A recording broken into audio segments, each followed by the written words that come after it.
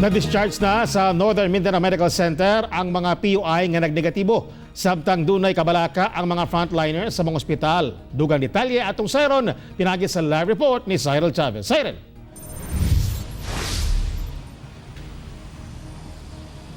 Lima ka mga PUIs nga nagnegatibo na sa COVID-19 ang na-discharge na sa Northern Mindanao Medical Center. Samtang mga medical personnel sa maong balay tambalanan na balaka na tungod sa kakulangon sa personal protective gear.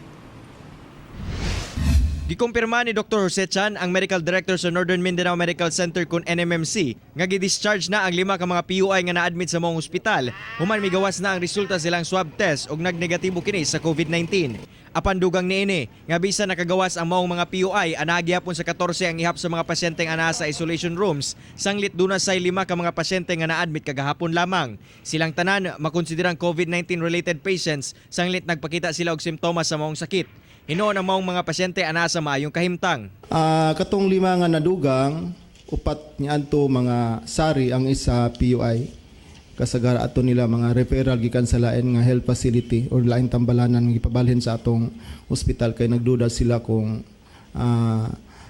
severe acute respiratory illness basin tungod pod sa COVID. Samtang aminado ang NMMC nga dunay mga kabalaka sa ilang mga medical personnel, ilabi na katong mga nagaatiman sa mga COVID-19 related patients. Kini human nga dunay shortage sa mga personal protective equipment kung PPE sa maong ospital. Hinoon dunay mga pribadong individual o organisasyon nga midonar na og mga protective gear sama sa face shields ug uban pa aron magamit sa mga frontliners sa NMMC. Giawhag sab sa tagdumala sa ospital ang mga medical personnel nga magpabiling lig-on sanglit labing kinahanglan sila karon sa katawhan. For the meantime, ang gipaningkamutan sad nga makaproduce ta og kagalong PPE nga dili sa atong locality, naka-mention ko ni Mayor latong miyaging adlaw nga nagpatahi ta.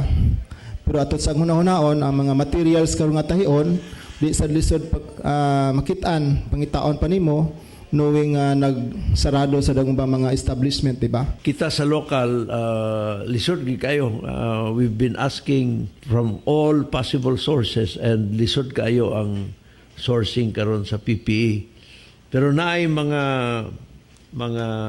ayom-ayom. Gawa sa mga PPE ug uban pang tabang, labing kinahanglan matud pa sa mga frontliners karon ang suportang moral gikan sa publiko. Okay, daghang salamat Cyril Chavez ug amping mo diha.